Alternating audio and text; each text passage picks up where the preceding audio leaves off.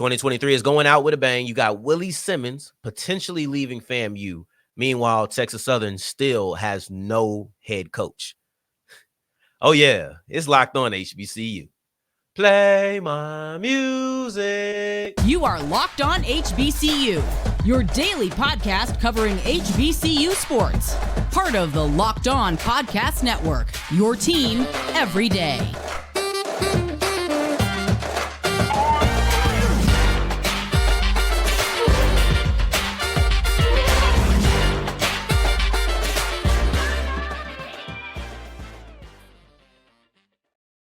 What's going on, family? Welcome back to another episode of the Locked On HBCU podcast, your number one daily one-stop shop for everything HBCU athletics, Monday through Friday, part of the Locked On Podcast Network, your team every day. And I, of course, am Darian Gray, a.k.a. the Mouth of the South, Texas Southern alum and former TSU Herald Sports editor and current contributing writer at USA Today's Saints Wire.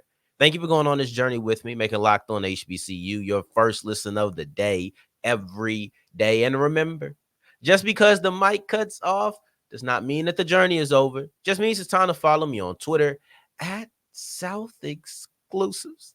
Starts with an S and ends with an S. Now, today's episode is crazy. We wrap up today with the HBCU All-Stars National Player of the Week, and that's the only simple thing that we look at in this whole 25 to 30 minutes that we're going to be riding together. Outside of that, we kick it off with Willie Simmons potentially losing or leaving FAMU. After that, we'll look at Texas Southern and why they still don't have a head coach despite the Board of Regents meeting 3 times at this point. It's all crazy. That was supposed to be my lead segment. But then late last night, I got the news. Coach Simmons is leaving Florida A&M. And then it got revised to he is considering leaving Florida A&M. And that's where we stand today. I'm recording this at 11:27 a.m. Central Standard Time, Friday, December 29th. So I'm using my frame of reference at 11:29 Central Standard Time, 11:29 a.m. I should say at that Central Standard Time.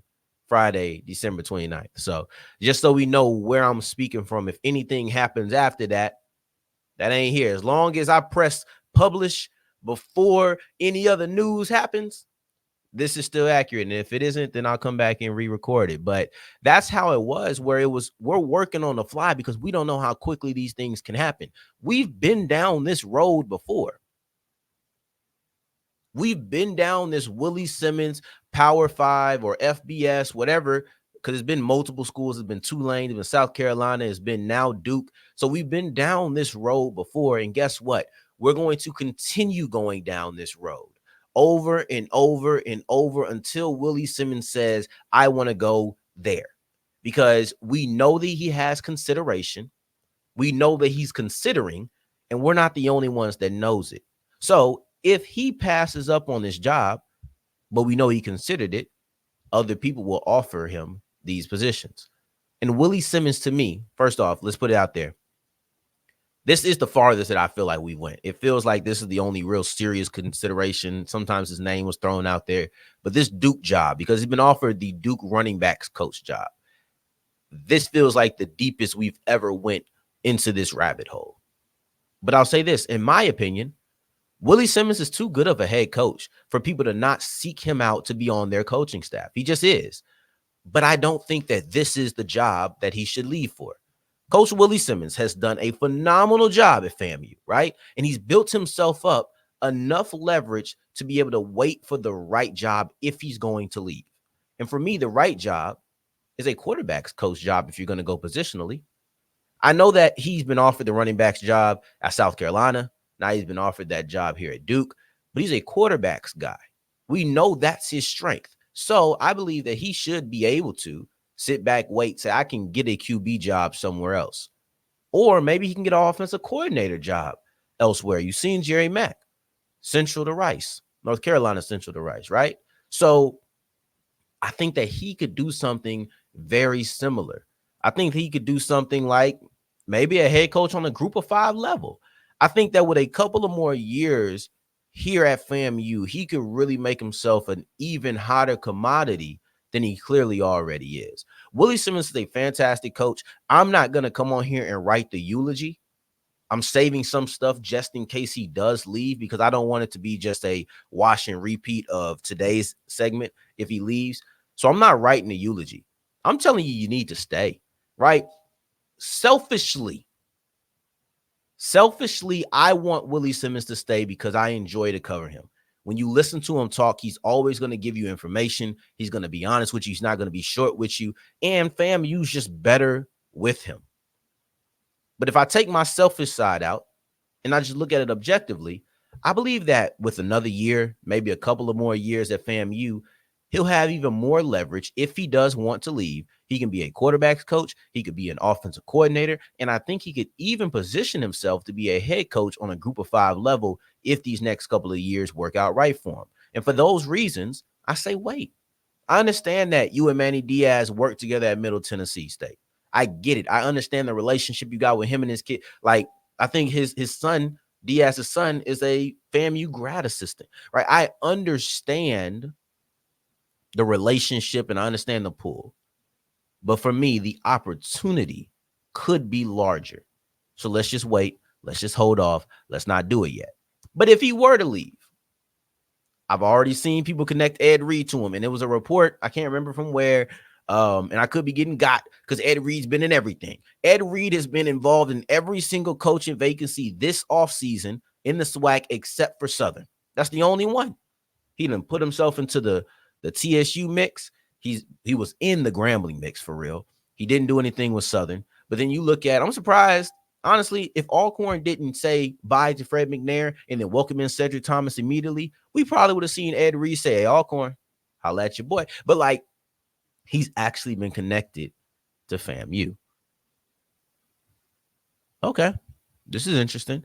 I think the same allure of him at Bethune-Cookman exists with him at FAMU, because I know that Miami and Tallahassee ain't, right there next to each other or anything, but it's the state of Florida. And it's that connection to Miami that he would have because he's a legend at the U. So I get it. I do get it. And it's interesting to see them want to make this splashy hire. But then again, they're a splashy school, so it kind of aligns. But then the other person I got to say is Fred McNair. Because if I were Fred McNair, I'd be interested. If I was FAMU, I'd be interested. Fred McNair does not have a job. And matter of fact, he should have no loyalty to Texas Southern. And I say this as a Texas Southern alum. You see the flag behind me. Fred McNair should have no loyalty to Texas Southern. If FAMU comes calling, he should pick up the phone. If FAMU offers, he should accept the job, right? And the passion that I speak with comes from the fact that for the 3rd straight meeting, the Board of Regents have failed to actually confirm or approve. There we go. They have failed to approve any coach, but we know specifically Fred McNair is the person who's on the table. So hopefully Willie Simmons doesn't go anywhere, but if he does, Fred McNair could be an option. Then TSU might have to get on to something. But matter of fact, let's look at that situation and just cross our fingers that Willie doesn't go anywhere as we continue with Locked On HBCU. Today's episode is brought to you by eBay Motors, and eBay Motors is here to help you with anything you need with your car going into the new year. Who wants to go into a new year with a messed up car? I don't, right? So maybe I need a new alternator. Maybe I need new tires. Maybe I need new rims. Maybe I just want to fix up the inside of my car and make it look nice. I've always been infatuated with having LED lights on the inside of my car ever since my guy Mac had them when we were in high school, or maybe it was right after high school, something like that. I've always been infatuated with that ever since. I could go to eBay Motors, but if we're going with parts, I could go there, put my car into the My Garage section, and I'll be able to get any part guarantee fit for me as long as I put my car in to the My Garage section. So go to ebaymotors.com and check out one of their 120 million parts. That's 120 million parts at your disposal, guaranteed fit for U.S. customers only. As we continue rolling on today's episode of Locked on HBCU, I appreciate you for making this your first listen of the day every day. And remember, whenever you want your second listen, whether it's right after this or a couple of hours later, check out Locked On Sports Today. 24/7, all day, every day, podcast, live stream. No one else has done it. First, check out Locked On Sports today and subscribe. Now, we looked at one of the potential options for FAMU if Willie Simmons were to depart, and that was Fred McNair. The reason that Fred McNair is still an option for FAMU is because Texas Southern, for the third straight meeting, has failed to approve Fred McNair. There's one word to describe TSU, and there's one major flaw that has been exposed throughout this situation. First off, I would like to announce that I have entered the transfer portal. I put that on Twitter. I've entered the transfer portal. So if you would like to recruit me to your school, just let me know. Just let me know. You know, these flags, they come in all different schools. They do. I'm always going to be former Texas Southern. I already forgot my title. Former Texas Southern, TSU Herald sports editor. I'm always going to be that. But you see, my mind already gone. I done forgot my titles. So just let me know. Recruit me. My recruitment is open. My DMs are open. But the word to describe TSU through this process is dysfunctional. And I don't know if saying through this process does it enough justice. It doesn't feel isolated. It feels like TSU can't get out of their own way. I've had multiple people DM me, ask me what's going on, and I got to tell them I don't know. I don't know what's going on with them. It feels as if TSU just refuses to get out of their own way. Oh, man, we might have a coach. Nah. I ain't rocking with that. No. We can't have a head coach. We gotta gamble. No. You've been bad for 2 decades. Yes, a gamble makes sense, but we've been presented with a solidified head coach. You can take a gamble if you're TSU. I'm okay with that. But when you have a sure thing or what feels like a sure thing in front of you, go ahead and do it. I'm going to be honest with you. Andre Johnson doesn't look like he's trying to make any other attempts at coaching. If Fred McNair goes the Eric Dooley route, Andre Johnson will still be there. Johnson ain't trying to be no position coach. He ain't trying to be no recruiting advisor. He's not trying to be on any part of a collegiate staff. That man said, I want to coach Texas Southern. And guess what? He'll probably still be here because he's not going to do anything else. He's not going to do anything else. So if in 2 years it doesn't work, you can still always go back to that. Or like I like to do, just marry the both. Say, hey, Andre, we would love, because why you really want him is for the name purposes. That's why you really want him. Let's be honest.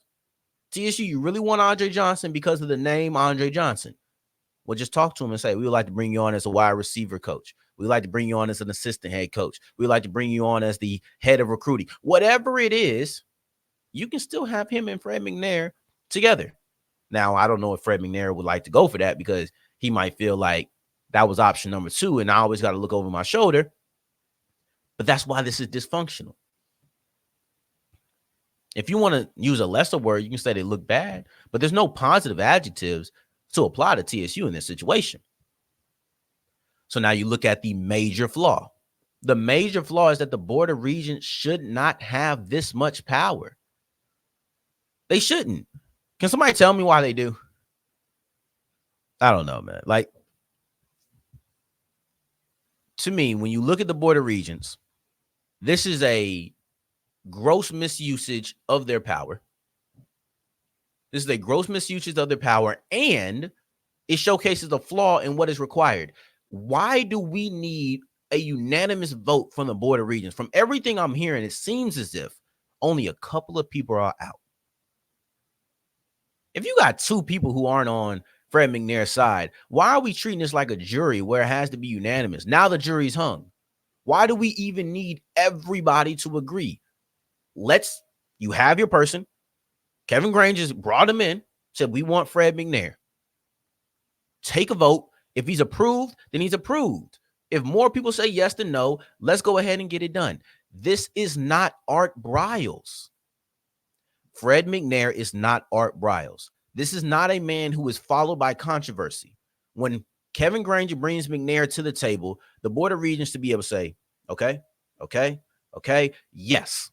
What's the deliberation for? Because a couple of people want Andre Johnson? A couple of people? Man, if y'all don't take a vote in majority rules, this doesn't even make sense to me. This is illogical. This is a flaw within the process. You need all of these people to agree on one accord? And if they don't, then we can't approve it. And now we've been through 3 different meetings. It's not the fact that TSU has had a month and a half at this point, long head coaching search. That could just be being thorough. But we know it's not. It's the fact that everything is played out in the public. See, I might have some relationship issues with my girl, but it ain't in the public, it's private. But if I'm on one of these shows and everything's going out, now it's for everybody to consume and everybody to know. And now I look way worse. Meanwhile, my private self, I'm going through whatever me and the missus going through, and you ain't never gonna know. So it doesn't look any kind of way. Optics become reality. You look bad. If Willie Simmons leaves FAMU and Fred McNair says, you know what, I'm going to take the Rattlers job. Matter of fact, they just won the Celebration Bowl. They're probably in better state than you are right now anyway. Okay. And let's say Andre Johnson saying, I don't really want to do this now. Who's going to want to come here? Matter of fact, if Andre Johnson flames out, who's going to want to come here? Who's going to want to come here? Keep your relationship private, Texas Southern. But unfortunately, you didn't. And because this has played out for 2 weeks in the public eye, you look terrible. You are dysfunctional. And I'm not putting this on Kevin Granger. I'm taking him out. I know he had to come out and give that statement to save face and do all that, whoop-de-whoop, whatever. But we know who this is on. This is on the board. This is on the board making this all about themselves. Kevin Granger has brought the board a solid head coaching option with no controversy. Why is the controversy now that you will not hire him? You will not approve him. This is ridiculous. This is ridiculous, and this is extremely dysfunctional. Let's move into something more positive, such as a player who stood out. Matter of fact, I have one on the Division I level and one on the Division II level for HBCU basketball as we continue with Locked On HBCU. Today's episode is brought to you by PrizePicks, and PrizePicks is daily fantasy sports made easy. Just yesterday, or maybe the day before yesterday, one of the two, a friend of mine put in a PrizePicks entry that had Andre Drummond. Now, I'm not the hugest basketball fan. I didn't know Andre Drummond was still playing, but even he's on PrizePicks, right? So it doesn't matter if it's an Andre Drummond, doesn't matter if it's a Victor Wembanyama. They have everybody on PrizePicks, and all you have to do, whether it's basketball, football, hockey, college sports, whatever, we're in bowl season, so you have those every single day, is you see the projected total. Maybe it's rushing yards, maybe it's 3-pointers, maybe it's touchdowns. You just pick the more or the less on whatever that is, right? Goals, are they going to score 1, 2, right? Whatever you think, more or less than whatever the projected total is. And if you go to prizepicks.com/lockedoncollege and use the code lockedoncollege, you'll get your first deposit matched up to $100. That's prizepicks.com/lockedoncollege. As we're wrapping up today's episode of Locked On HBCU, I appreciate you for making this your first listen of the day every day, making it all the way to segment 3. And I thank you 2 times for that. Thank you. Thank you. 2023 is going out with a bang, and doggone it, we are too. Doggone it, we are too. So whether that's Willie Simmons, whether that's Texas Southern, whatever it's going to be, we're going to go out strong. And now I want to wrap up today's episode in the last episode of the calendar year with a look at the HBCU All-Stars Player of the Week.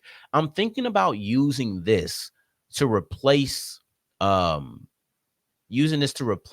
ranking, right? Because I don't think they do the basketball rankings. I think that the NCAA rankings that we did every Wednesday, I think that's just a football thing. So I might use this to replace that, but it just kind of depends on how it fits in. We'll try it a couple of times, right? And we'll start off with today because we are getting into basketball season. Conference for MEAC and the SWAC will be starting not next week. I think maybe next week, like on like a Sunday or something, but really going into the week of the 5th. Then you'll start having conference games in the MEAC and the SWAC. But these Player of the Weeks are courtesy. The Players of the Week awards are courtesy of HBCU All-Stars. So you have one for the D1 and then one for the D2 rank. So for North Carolina Central's Jadarius Harris, he wins the Player of the Week for the Division I rankings. And both of these players only played one game in this week of the 17th to the 23rd. That's the range that they're looking at. I know we're here on the 29th, but we'd have another one after that. But in this one game that he had, I thought it was interesting because that one game was so important to North Carolina Central. I can't say the same for Bowie State. Well, I guess to a way it was important for Bowie State. So maybe the weight of these games made it to where you only had to play one. But North Carolina Central won their third game in a row, and that third victory leads to them being 500 at 7-7. But more important than that, they knocked off Longwood. All three of those victories were against non-conference teams, of course, but they knocked off Longwood, who had a 12-game winning streak coming into the game. And then on top of that, they had actually knocked off North Carolina Central earlier in the season. So Longwood is now 12-2. Lost the first game of the season, and they lost their last game to North Carolina Central. In between there, they had 12 straight victories, and Central was one of the 12. But now they're one of the two as well. So when I look at that, I love when you come back and avenge a loss. It's a little bit different when it's in the conference because you know you're probably going to see them again. But when you avenge an out-of-conference loss, like, you're not guaranteed to see them. Of course, the way you scheduled it happened, but you're not guaranteed to see them on most years. Most times your out-of-conference schedule is filled with teams you only play one time. Conference schedule, you're going to play most of those guys twice. So that's why it's a little bit different to me. But in this game in particular, there wasn't a big difference in how much that Longwood scored. They dropped from 73 to 70, but it was the rise for North Carolina Central. And Jadarius Harris also was able to rise. He scored his season high and tied that season high, which he scored once before, of 21 points. But he also paired that with 10 rebounds. So now you're looking at the first double-double of the season for him. And he was pivotal in allowing North Carolina Central to win their third straight game in a row. He was pivotal in allowing them to avenge a loss. And then he was also pivotal in allowing them to, I just called a brain fart, avenge a loss, third consecutive victory. Oh, and then also in Longwood's winning streak. So all three of those things are important. And to me, that makes this game a little bit bigger than a normal out-of-conference game.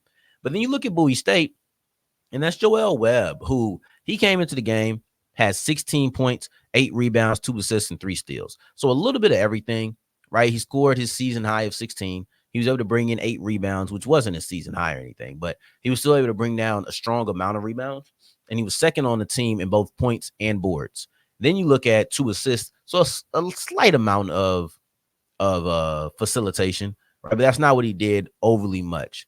Then you come in with 3 steals. And I think that's the thing that really solidified his performance. Yeah, he has 16 points. Yeah, he had 8 boards. But those 3 steals, now you're affecting the game in 3 different aspects. Now you're affecting the game in your ability to score, your ability to limit second chance points, and then also your ability to eliminate first chance points. All 3 of these things are extremely monumental. He did all of them very well. And along the way, remember I said the game amplifies the performance. Joel Webb did all of this and allowed Bowie State to win their first conference game of the season. So for me, I get the stage that Webb and Harris had, and those are our players of the week given to us by HBCU All-Stars. I'm thinking about continuing this.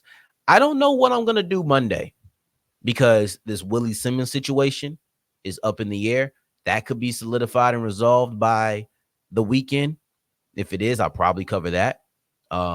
Hopefully, Fred McNair being available and then possibly being a FAMU target should make TSU say, maybe we do need to go ahead and push this through because I would hate to just not have a coaching option. We could look at that on Monday. I planned on having a kind of goodbye to 2023, hello to 2024 type of episode, but who knows?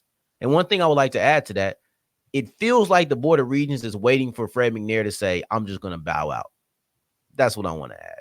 It seems like they're waiting for him to say, all right, I'm good. I'm not going to go through this process. I'm going to bow out. And then once he bows out, everybody has to agree with Andre Johnson. And I don't like that, but I like you. And I like 2023. I like 2024 more because I think it's going to be an even greater year for me and this podcast. And I'll tell you why as the year continues rolling. But in the meantime, in between time, until the next time that we hear each other, family, take care. Stay blessed. Stay safe in your New Year's. Peace.